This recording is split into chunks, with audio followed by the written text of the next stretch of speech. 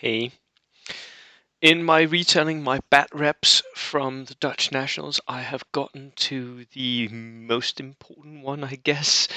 Because this is from round two, and this is game four, and Swiss draw meant that I was facing Manuel. Ta-da! Finally, that is basically what you would want when you go to a tournament. You want to face off against the players you know are the best. I had already played Danny, who had done really well, and now I was facing Manuel. And these are the two guys which I was like, they're possibly the two best at this tournament. Martin was the third, although I didn't get to place him. Um, so I was pretty chuffed about this. So let's go and see how it all went, shall we? So this is the Batrep for the Dutch Nationals Game 4, Battle of the Giants. And it's me versus Manuel. We were playing double envelopment, which I was also really happy about because that scenario favored me a little bit. And I'll tell you why in a sec. I, of course, had brought my 15 order dice Brits, 4 times Gurkhas, 3 early war motorbikes, 2 Darker Stewards, forward artillery observer, flamer, jeep, 2 lieutenants, and an inexperienced medium mortar. Now, the reason why this scenario favored me a little bit was because Manuel had brought his Strafbat Shirkers. Now, Strafbat Shirkers are, of course, notoriously difficult to get moving, which is what you need to do in double envelopment, which was benefit to me. But this army is definitely not something to be sneezed at, and in the hands of Manuel, an experienced horde player, it's one of the best builds of bold action that you can have. It's got 21 order dice, 2 lieutenants, 8 full strength Strapbat units. And the key here is that they're full strength, which means that you can re-roll their morale tests. So he doesn't care that they're difficult to get moving. It doesn't mean anything for him. He can still move them because he gets to re-roll twice.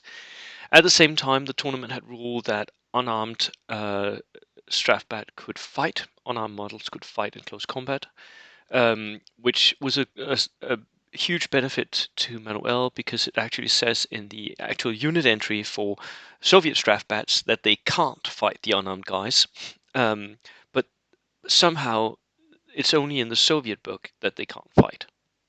Go figure. So I, of course, agreed that they should be able to fight. There was a free squad, 2 M30s, which is the multi-rocket launcher that can shoot every second turn. So my second game against double multi-launchers. Fucking hate multi-launchers.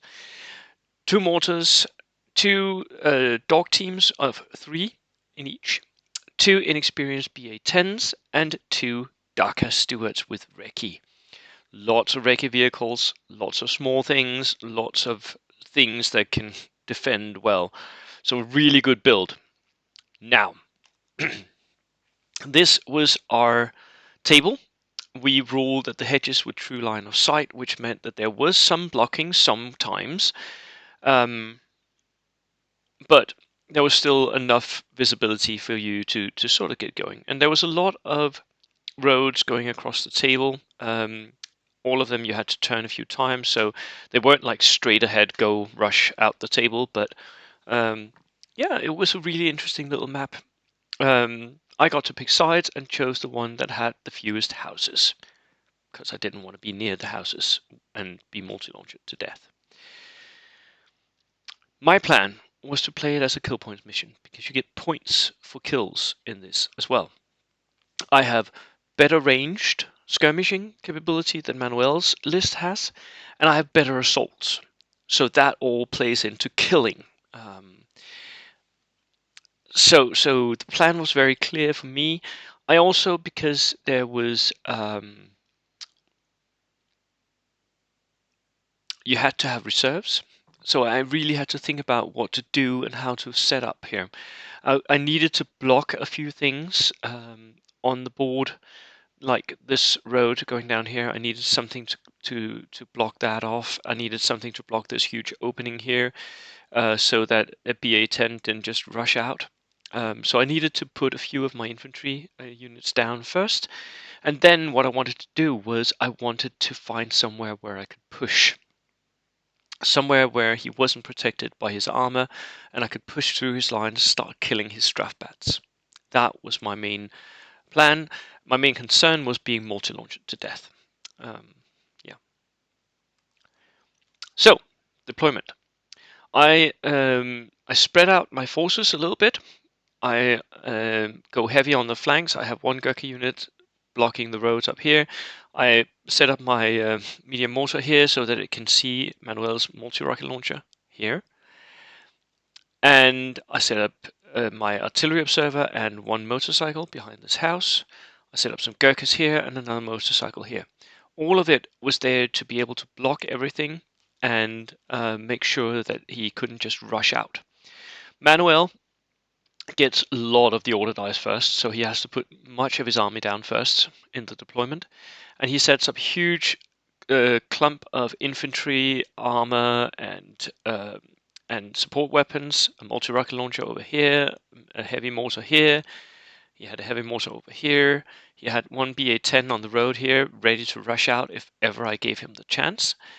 Multi-rocket launcher here, and then a steward with some more Strafbat in the center.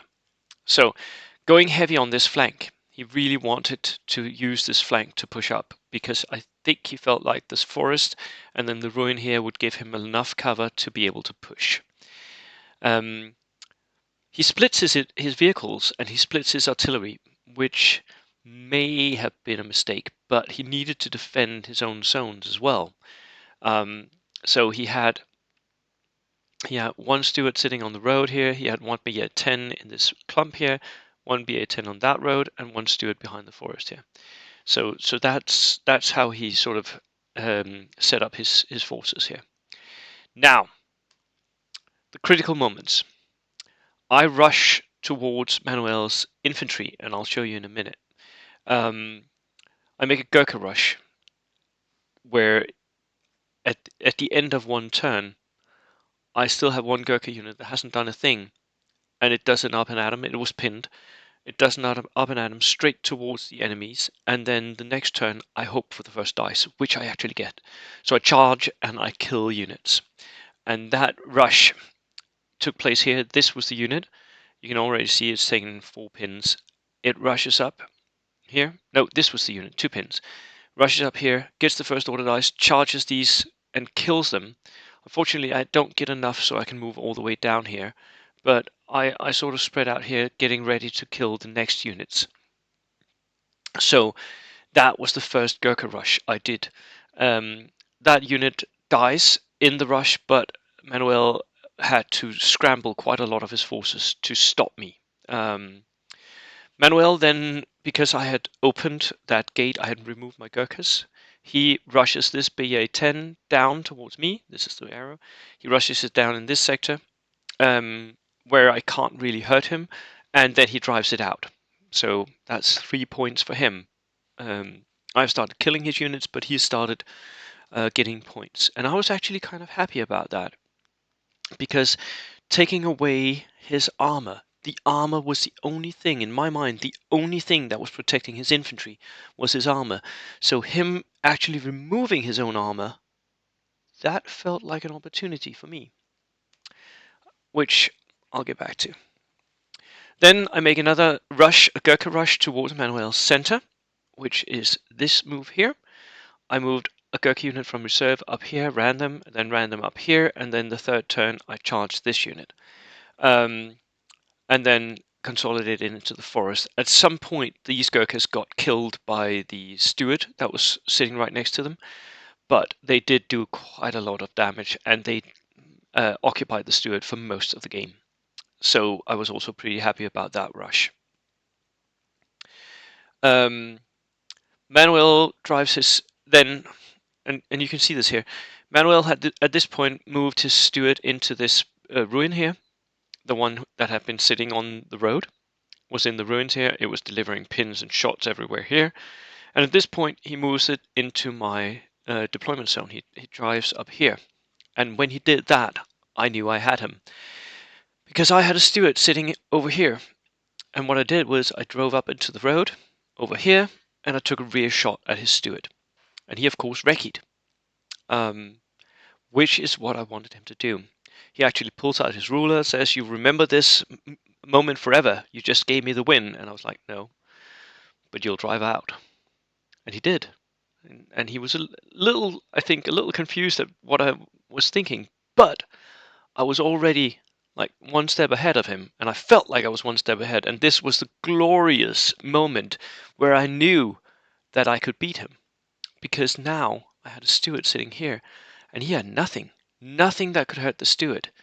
He did have a dog team down here, but as long as I kept moving or staying out of sight, I was killing him, um, and which was what I wanted to do. So he suddenly gave me the opportunity. He completely unblocked his flank here, nothing defending his infantry, and I could push him. And I knew I could push him, and I knew I could win then.